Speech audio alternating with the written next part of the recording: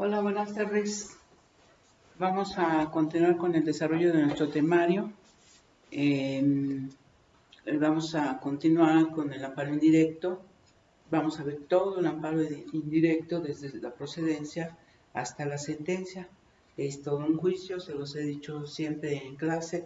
Este es todo un juicio donde se respeta la garantía de audiencia, la participación de todos aquellos que tengan algo que ver con ese juicio de amparo y esas partes que ya conocemos de acuerdo con el artículo 5 de la ley de amparo: el quejoso o gobernado quejoso a que se sienta agraviado por el acto de autoridad, las autoridades responsables, el tercero interesado, aquel que tenga un interés contrario al del quejoso, y el agente del Ministerio Público Federal de la adscripción. Entonces, esas partes van a actuar dentro de este juicio de amparo indirecto, a veces con mucha presencia, a veces con menos, pero siempre participarán porque tenemos que respetar o se tiene que respetar el derecho que cada uno tiene, el debido proceso y la garantía de audiencia básicamente. Entonces, ya hablamos de la improcedencia del juicio de amparo, ya hablamos del sobreseimiento del juicio de amparo, dos figuras muy importantes que pueden surgir, aparecer, darse dentro del mismo amparo. Vamos a hablar, a recordar que la determinación de en qué casos procede el juicio de amparo la encontramos en el artículo 107 constitucional. Esa es la procedencia constitucional. Allí, si ustedes ven, como ya lo transcribieron, recordarán, o por lo menos se van a acordar, que señala el artículo 107, señala cierto tipo de actos que se pueden combatir a través del juicio de amparo indirecto, y que señala también la existencia del juicio de amparo directo. Dice, ya sabemos, yo creo que todos se lo saben, pero ya sin tener que pensarlo, que es el amparo que un instancial que se tramita ante tribunales colegiados de circuito y que procede contra sentencias definitivas, laudos y resoluciones que pongan fin a la instancia. Esa procedencia pues ya no la sabemos. Cuando veamos el amparo directo, pues ya vamos a tener ese conocimiento. Pero para el amparo indirecto, pues yo necesariamente voy a tener que leer la ley de amparo. Justamente el artículo 107 de la ley de amparo señala los casos o los supuestos en los que procede el amparo indirecto. Entonces, me regreso aquí: procedencia legal del juicio de amparo. La ley de amparo, que es de 2 de abril de 2013, un ordenamiento renovado o modificado en esa fecha, pero que contiene exactamente los mismos supuestos que la ley anterior, que casi que data de 1939, se promulgó con don Lázaro Cárdenas. Entonces, esta ley es la que reglamenta todo el contenido del artículo 107. El 107 constitucional nos da en forma, pues no tan genérica, diría yo, toda la configuración del amparo, y es en la ley de amparo donde se reglamenta todo el contenido de ese artículo 107, que como ustedes ya lo transcribieron, saben que es muy extenso. Bueno, en la ley de amparo, la procedencia legal está señalada en el artículo 107 de la propia ley de amparo, con sus 9 fracciones. Eso es lo que vamos a analizar ahorita. Recordemos que el Código Federal de Procedimientos Civiles es de aplicación supletoria a la ley de amparo en aquellos aspectos que no se contemplen en la propia ley de amparo, por disposición del artículo 2 de esa ley de amparo. ¿Qué es la procedencia legal? Pues establecer los supuestos que en forma específica señala la ley de amparo para que proceda el amparo indirecto. ¿Sí? Los supuestos en los que procede el amparo indirecto. Esa procedencia se encuentra en el artículo 107, que es el título 2, que habla de los procedimientos de amparo, capítulo 1, el amparo indirecto, en la sección primera, procedencia y demanda, y el artículo 107, que es el que vamos a ver específicamente, en sus 9 fracciones, es el que nos va diciendo qué tipo de actos puedo yo combatir a través de una demanda de amparo indirecto, que es decir, que se va a tramitar ante un juez de distrito. En la primera fracción del artículo 107 nos dice que procede el amparo indirecto contra normas generales que por su sola entrada en vigor o con motivo del primer acto de aplicación causan perjuicio al quejoso. Aquí se van a acordar ustedes de las dos categorías de normas que tenemos, la clasificación que tenemos entre las que se encuentran las leyes autoaplicativas y las heteroaplicativas. Las autoaplicativas son aquellas que por su sola vigencia causan un daño, un perjuicio al gobernar, ¿sí? Que no requieren, en ese momento no requieren que venga a la autoridad y que nos diga, tú fulanito, te aplica esta norma y debes hacer tal cosa, ¿sí? Debes tener tal conducta. No, tiene unos supuestos que me quedan, que yo sé que estoy en ese supuesto que dice la norma y entonces la puedo impugnar. Aquí se tiene que acordar que tenemos diversos plazos para combatir una norma autoaplicativa, 30 días. En los demás casos, sobre todo cuando hay un acto de aplicación, pues son 15 días para combatir ese acto de aplicación más la inconstitucionalidad de la norma que me están aplicando en ese acto de autoridad, ¿sí? Entonces, en el primero, es que requiero la sola existencia de la norma. Con la sola existencia yo estimo que me causa un daño, un perjuicio o un agravio en mis derechos.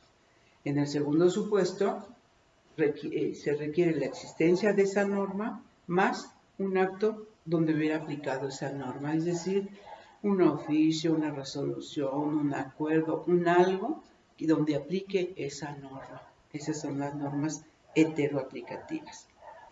La ley de amparo pues nos ayuda mucho porque nos dice que se entienden por normas generales, entre otras, los tratados internacionales aprobados en términos de lo previsto por el artículo 103 de la Constitución, salvo aquellas disposiciones que reconozcan derechos humanos. Acuérdense ustedes que lo que tiene que ver con derechos humanos no lo podemos combatir en forma aislada respecto de un tratado, ¿sí? Porque a eso la Suprema Corte ha determinado que se denomina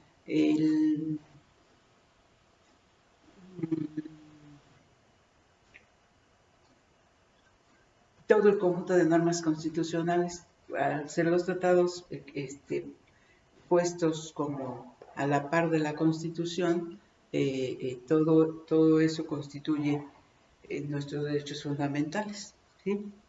¿Qué más se puede combatir? Dice la ley de amparo que las leyes federales, las constituciones de los estados, el Estatuto de la Ciudad de México, las leyes de estados de la Ciudad de México, los reglamentos federales, los reglamentos locales, decretos y acuerdos y todo tipo de resoluciones de observancia general, es decir, todo tipo de disposiciones que tengan las características de una ley general, abstracta e impersonal.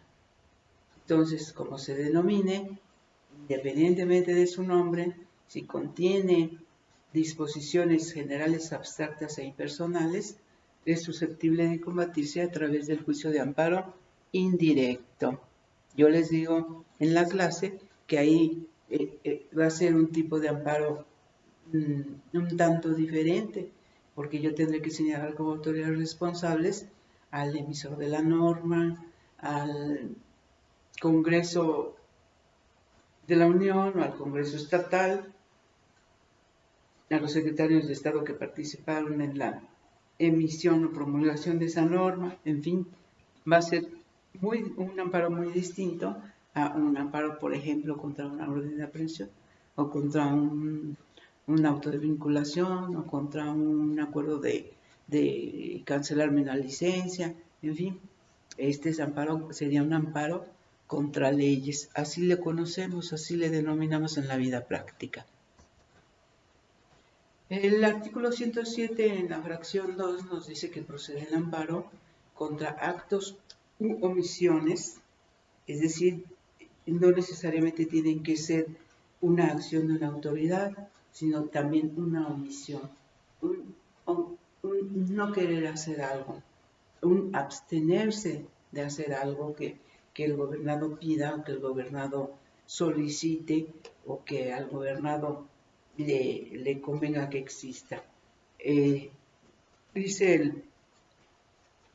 la fracción 2, contra actos o omisiones que provengan de autoridades distintas de los tribunales judiciales, administrativos o del trabajo, es decir, tienen que derivar, tienen que ser actos que vengan de autoridades administrativas, ¿sí? Actos de autoridades administrativas.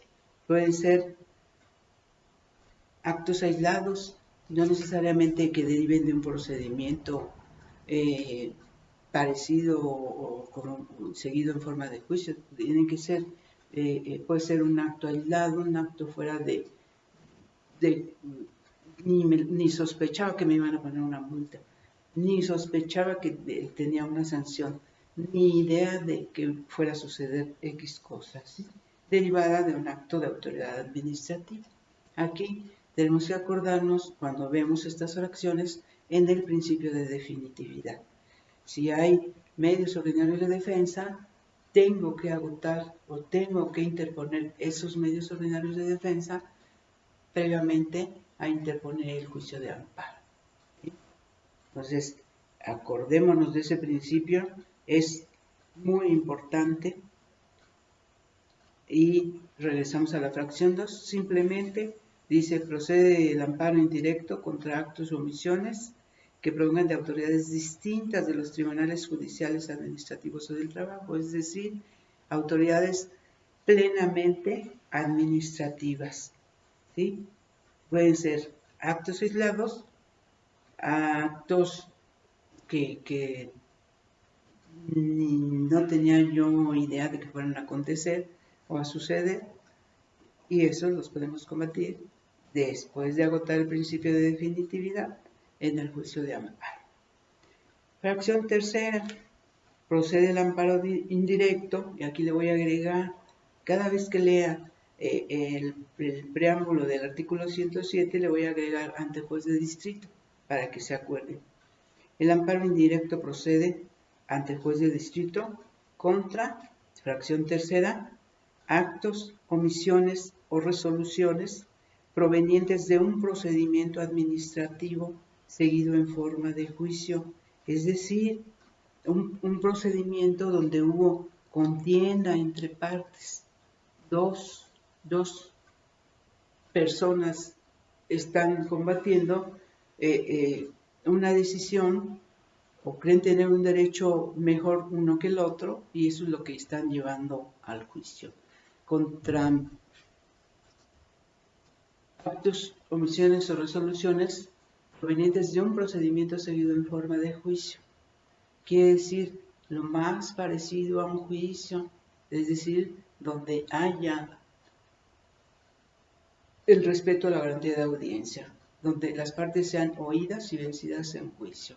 La autoridad administrativa ya no puede válidamente decir, como yo no tengo una forma de proceder a una petición, le voy a decir que no y punto. No, tiene que dar garantía de audiencia, tiene que escuchar a esa parte que está solicitando algo, y entonces tendrá que realizar o llevar a cabo un procedimiento administrativo lo más parecido a un juicio. ¿Qué es lo más parecido a un juicio? Pues que haya una solicitud o una demanda y que participen algunos, que se les respete su derecho de audiencia y su derecho probatorio. Y una vez que eso acontezca, entonces dictar la resolución que corresponda. ¿Bien?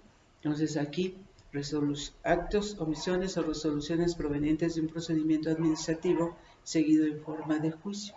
Y luego nos dice en dos incisos, siempre que esa resolución definitiva por violaciones cometidas en la misma resolución o durante el procedimiento, si es que esas violaciones procesales hubieran dejado sin defensa al quejoso y ese dejarlo sin defensa hubiera trascendido al resultado de la resolución. En ese supuesto va a combatir esa resolución que tendrá que ser definitiva, es decir, que si hay un medio ordinario de defensa ante esa autoridad que llevó a cabo ese procedimiento administrativo, si hay un medio ordinario de defensa, tendrá que interponerlo y posteriormente, si es adversa la resolución que recaiga ese medio ordinario de defensa, podrá ir al amparo, ¿sí?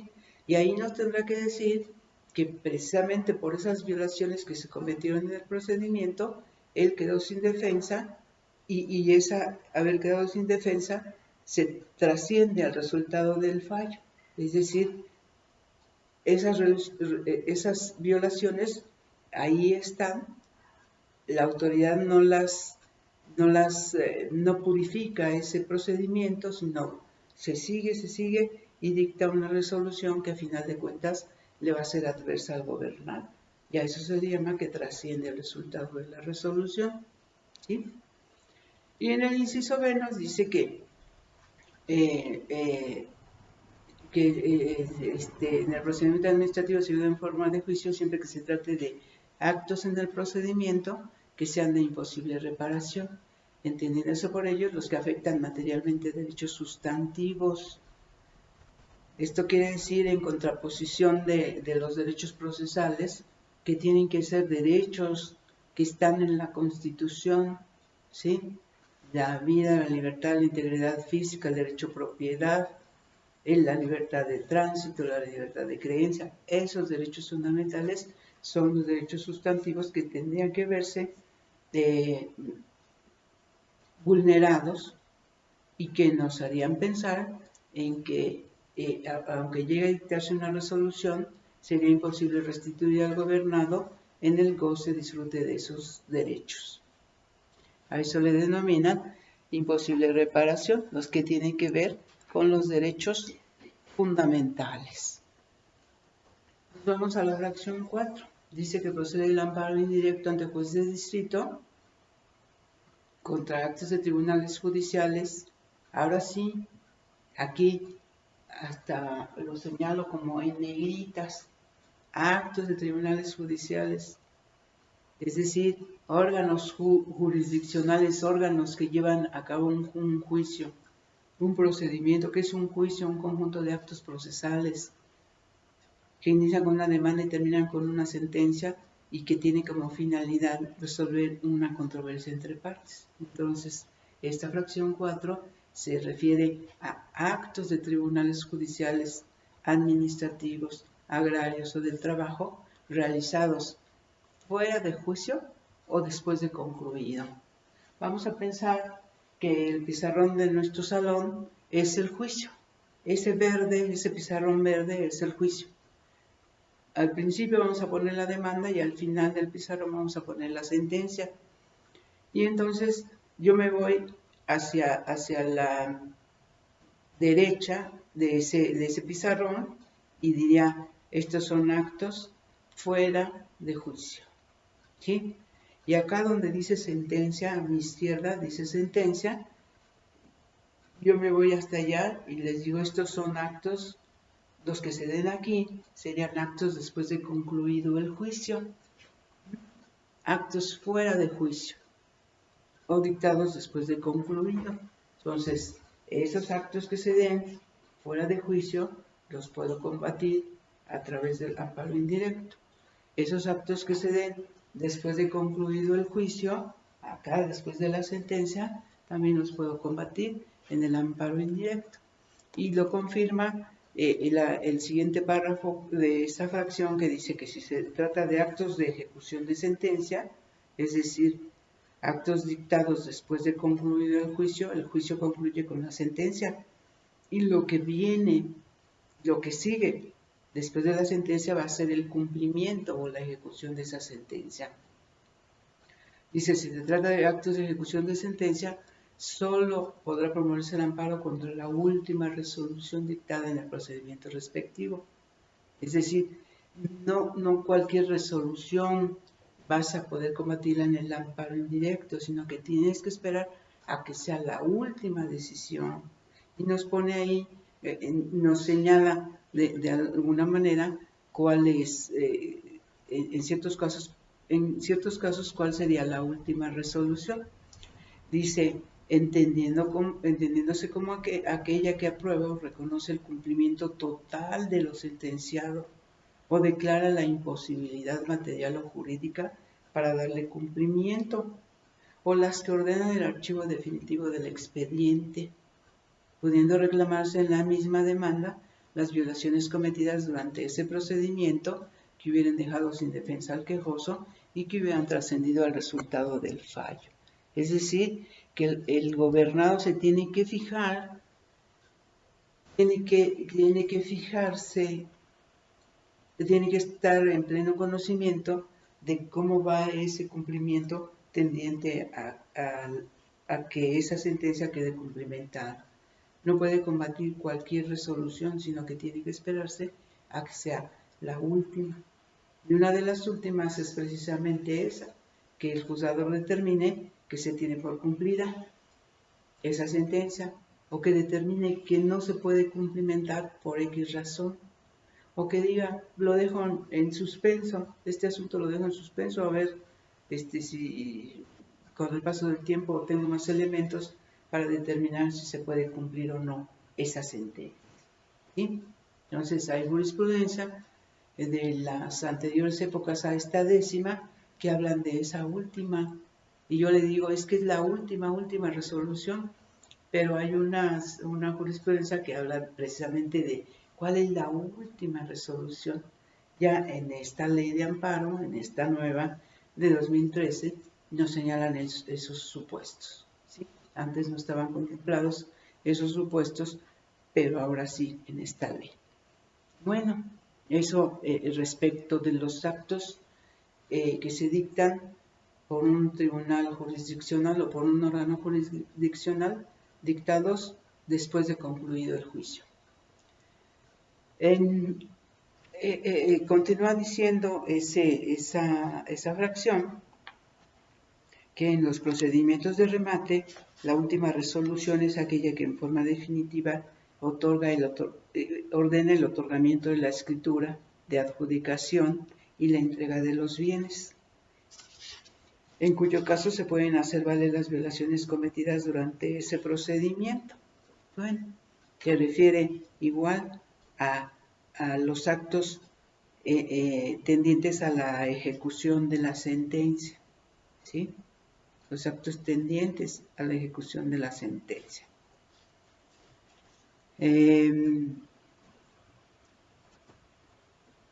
Fracción 5. Procede el amparo indirecto ante el juez de distrito cuando se quieran impugnar actos en juicio. Fíjense bien, en la fracción anterior hablamos de actos fuera de juicio o después de concluido el juicio. ¿Sí? Las anteriores habían sido impugnación de normas, luego impugnación de actos administrativos, que pueden ser actos aislados, actos que no necesariamente tienen que derivar de un procedimiento. Una multa, generalmente o en muchos casos, no deriva de un procedimiento, sino que cometí una infracción, me ponen mi multa, ¿sí? Un acto aislado de autoridad administrativa. Luego vino la otra fracción que nos hablaba de resoluciones derivadas de un procedimiento seguido en forma administrativas, dictadas en un procedimiento seguido en forma de juicio. Resoluciones administrativas, es decir, donde ya hubiera una contienda entre partes. Luego vino la fracción que vimos anteriormente, actos fuera de juicio o después de concluido el juicio, dictados fuera de juicio o después de concluido el juicio, pero que vengan de órganos jurisdiccionales. Esta fracción 5 nos dice que procede el amparo indirecto ante juez de distrito contra actos en el juicio cuyos efectos sean de imposible reparación. Y luego agrega, entendiéndose por ellos los que afectan materialmente derechos sustantivos tutelados por la Constitución Política de los Estados Unidos Mexicanos y en los tratados internacionales de los que el Estado mexicano sea parte. Aquí ya son actos en el juicio, pero esos actos que se dicten dentro de ese juicio deben afectar, o se estaría en el supuesto de que afectaran derechos sustantivos tutelados por la Constitución, ¿sí? Acuérdense ustedes, por ponerles un ejemplo, acuérdense ustedes que en otro tiempo, cuando se reclamaba el reconocimiento de paternidad, la persona que iba al juicio ofrecía como prueba de su parte el desahogo de la prueba pericial en genética, ADN. Al principio le decían los juzgadores, no, esa prueba no procede, no es admisible. Y después dijeron, bueno, sí se admite esa prueba. Pero entonces el demandado dijo no, porque de llevarse a cabo me causaría daños de imposible reparación, porque me sacarían sangre, me quitarían un pelito, una cejita, y luego el resultado, además, contenía más de 36 determinaciones de enfermedades a las que yo soy propenso. Y eso en manos de otras personas, pues, afectaría a mi persona. Entonces, ahí la Suprema Corte le concedió el amparo a ese demandado. Si no ahora ya se admite total y absolutamente esa prueba del ADN, si no se admitiera esa prueba, pues ¿qué sucedería? Estaría cerrando todas las puertas y todos los caminos a quien reclamara, quizá un reclamo de reconocimiento de paternidad y no le fuera admisible esa prueba. Entonces, por un lado, le estaría afectando esos derechos constitucionales reconocidos y le estaría cercando de decir, pues esto ni siquiera se puede combatir. Entonces, si no hay pruebas que sean admisibles, las fotos no valen, los videos no valen, las conversaciones en mensajes del celular tampoco, en fin, ¿qué tipo de prueba puedo ofrecer? Entonces fue caminando, fue progresando este análisis de la admisión de la prueba del ADN y actualmente creo que hasta de oficio la debe determinar el juez familiar. Derechos que se violenten, derechos sustantivos. ¿Cuáles son los derechos sustantivos? Los que no son los derechos procesales, ¿sí? El otro día me decían, bueno, es que estoy en un juicio, pero presenté 3 promociones y no me las quieren acordar. Están violando mi derecho sustantivo, artículo 8 constitucional, derecho de petición.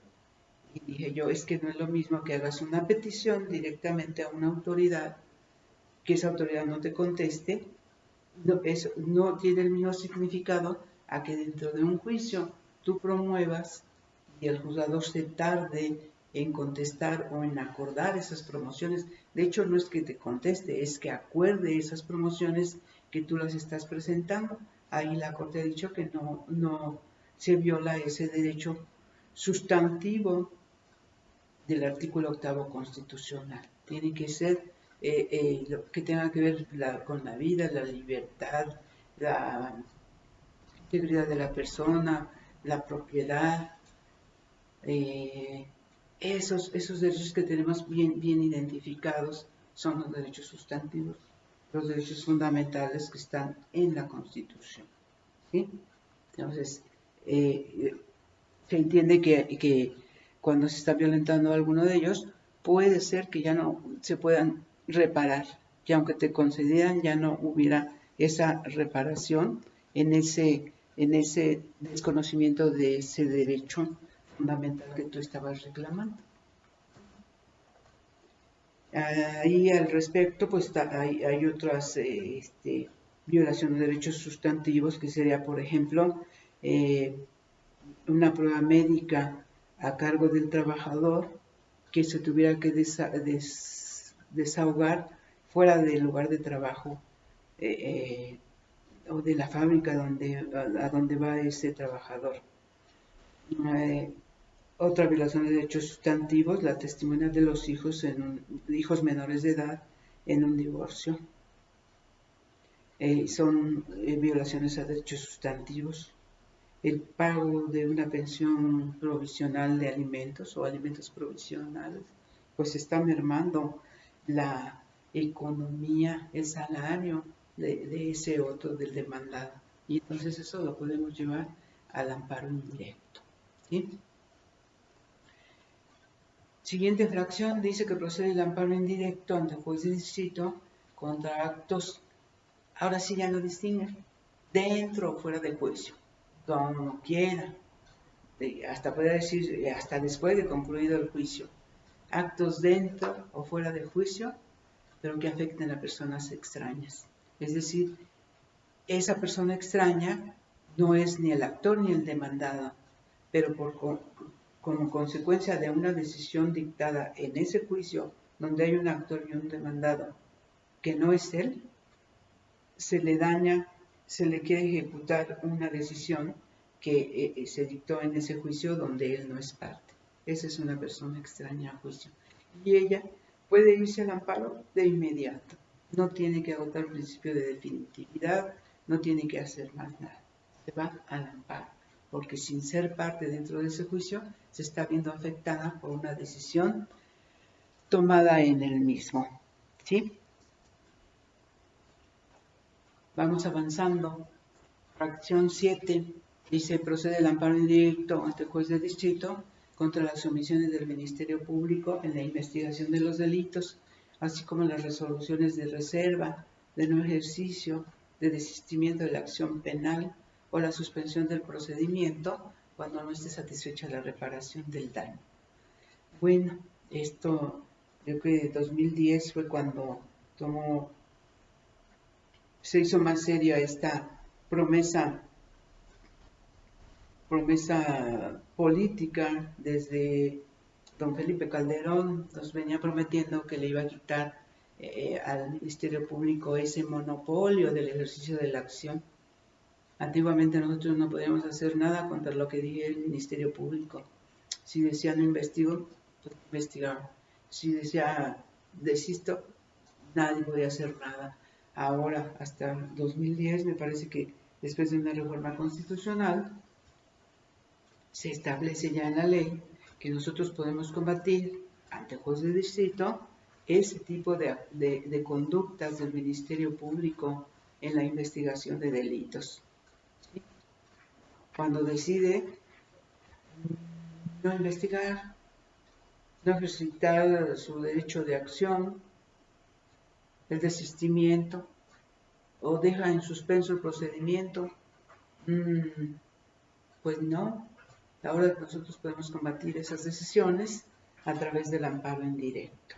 Es decir, ya el agente del Ministerio Público o el Ministerio Público ya no tiene el monopolio del ejercicio de la acción. La víctima empezó a tener derechos, y uno de esos derechos es que nos diga qué está haciendo, si está investigando o no está investigando, si va a ejercitar acción o no la va a ejercitar. Y eso que decida el Ministerio Público lo podemos combatir a través del amparo indirecto ante juez de distrito. La siguiente fracción es nueva, la 8, dice: contra actos de autoridad que determinen inhibir o declinar la competencia o el conocimiento del asunto. Esta fracción es nueva.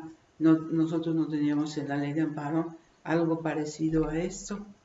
Sin embargo, ahora pues ya tenemos que podemos combatir este tipo de decisiones cuando la autoridad determina que si es competente, que no es competente porque se lo piden, y entonces que se inhiba del conocimiento o cuando decide, es que yo no soy competente, declina competencia, dice el competente es otro. Esas decisiones se pueden combatir a través del juicio de amparo. Aquí hay que tener mucho cuidado con ese tipo de determinaciones, porque ya la Corte ha determinado o ha decidido qué es lo que se puede combatir a través del amparo. El acuerdo donde la primera autoridad dice yo no soy competente, o el acuerdo donde aquella persona a la que le deriva la competencia acepta la competencia. ¿Cuál es el acuerdo combatible? ¿Este donde declina o este donde acepta? Hay jurisprudencia extensa en esta 10ª época relativa a inhibir o declinar la competencia y qué es lo que se puede combatir a través del juicio de amparo indirecto. ¿Sí?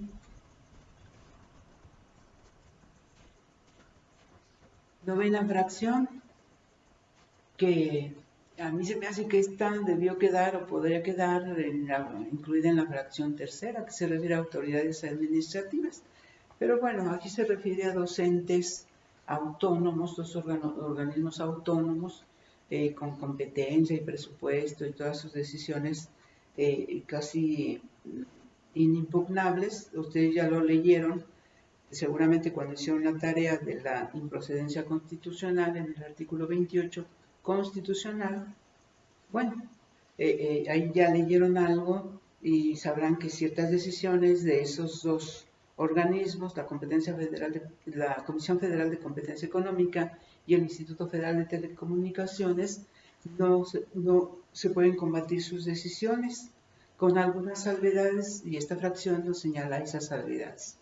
Dice, es procedente el amparo indirecto ante el juez de distrito contra normas generales, actos u omisiones de la Comisión Federal de Competencia Económica y del Instituto Federal de Telecomunicaciones. Yo diría, pues son dos organismos que deben pertenecer a la administración pública, pero como son unos entes creados o de reciente creación, pues les hicieron su fracción 9, ¿no? Y luego nos dice, sí procede contra normas generales, actos u omisiones de esos dos órganos autónomos.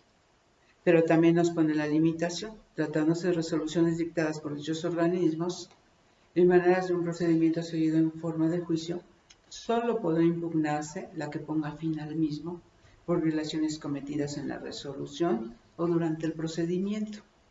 Bueno, si estás en un litigio en la Comisión Federal de Competencia Económica o en el Instituto Federal de Telecomunicaciones, no vas a poder combatir cualquier decisión, sino que te tienes que esperar a que se dicte la resolución correspondiente. Si hubiera algún recurso, lo haces valer para que tenga el carácter de resolución definitiva, y si no es desfavorable esa decisión, entonces irás al amparo, donde podrás impugnar las violaciones que se hubieran cometido durante el procedimiento.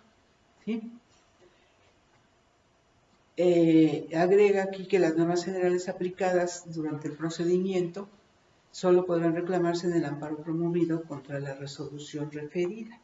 Es decir, espérate a que tenga una resolución, y en esa resolución, al combatir, si te es desfavorable, al combatir esa resolución, pues allí harás valer todas las violaciones procesales que hubiera habido durante el desarrollo de ese procedimiento.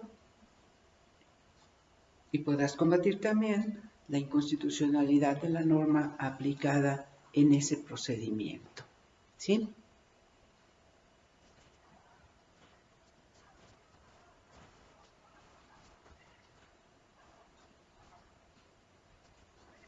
Bueno, esta sería en una forma a lo mejor muy simple la procedencia del amparo indirecto. Y sin duda ustedes tendrán muchas preguntas que hacerme. En esta semana pues tendremos un intercambio en plática a través de la computadora de forma virtual, y ustedes me harán sus preguntas o las dudas que tengan respecto de cada una de estas fracciones. Algunas parece que muy sencillas, otras no lo son tanto, ¿verdad? Por ejemplo, alguien me puede decir, oye, ¿quién es persona extraña al juicio? Pues extraño, si hay un actor y un demandado, pues el que no es ni actor ni demandado, pero que se está sintiendo afectado por un acto dictado dentro de ese juicio donde él no participó. También un tercero extraño por equiparación, aquel que debiendo haber sido emplazado, no fue emplazado. ¿Sí? No, el juicio se siguió, no lo emplazaron, bueno, él puede interponer el amparo. Tiene sus puntos dificultosos que tenemos que aclarar sin duda para comprender bien estas fracciones. Les agradezco mucho, ojalá que vean este video y que vayan anotando sus dudas, y en la próxima clase pues podremos contestar las que tengan. Muchas gracias.